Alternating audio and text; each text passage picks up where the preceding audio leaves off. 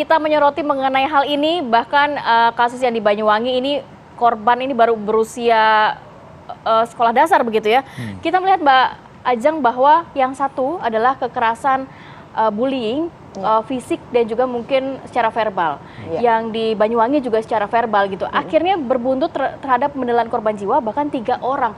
Fenomena atau apa yang bisa Anda soroti dari 2 kasus ini yang terjadi? Sebetulnya sangat memprihatinkan ya, kondisi-kondisi seperti ini yang sebetulnya kita bisa cegah sebelumnya supaya bagaimana anak-anak dan remaja bisa mempunyai batasan tindakan apa yang mereka harus lakukan dalam kehidupan sehari-hari maupun penanaman nilai moral.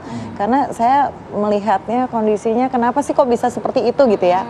Penyebabnya tentunya ada faktor paling utama adalah keluarga. Apakah keluarga sudah menjalankan fungsinya dengan benar dalam artian sudah terlibat dalam kehidupan anak, tidak membiarkan anak melakukan tindakan-tindakan agresif, pengawasan yang juga tentunya harus terus berlangsung ya gitu ya, karena saya juga tidak memungkiri bahwa peran media juga sangat besar dalam hal ini, yaitu tayangan-tayangan yang terkait dengan kekerasan. Bagaimana kita lihat di sosial media juga banyak hal terkait dengan perilaku. Iya, betul. Kita bicara flooding information. Banyak sekali informasi-informasi yang tidak bisa disaring, apalagi kalau kita bicara anak dan remaja, mereka belum punya kapasitas untuk memilih dan memilah tayangan seperti apa yang pantas untuk dirinya dan juga bisa berdampak positif.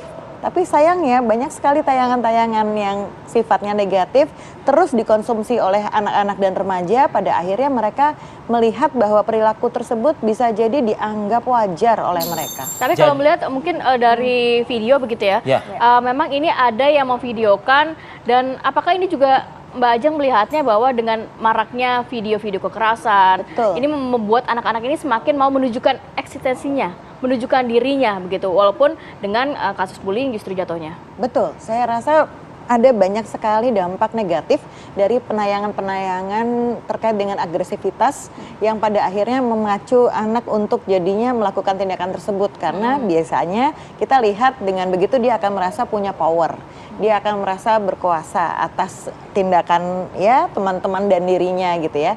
Jadi apa yang dia lakukan terkait dengan hal tersebut tentunya banyak sekali didasari oleh hal-hal terkait dengan yang dia lihat sehari-hari, bisa karena role modelnya, lingkungan di sekitarnya. Kita bicara apakah teman-teman sebaiknya juga orang-orang yang bisa bertanggung jawab atas perbuatannya. Saya ingin spesifik mungkin membahas satu persatu yang Makassar dan Banyuwangi nih Mbak Ajeng ya.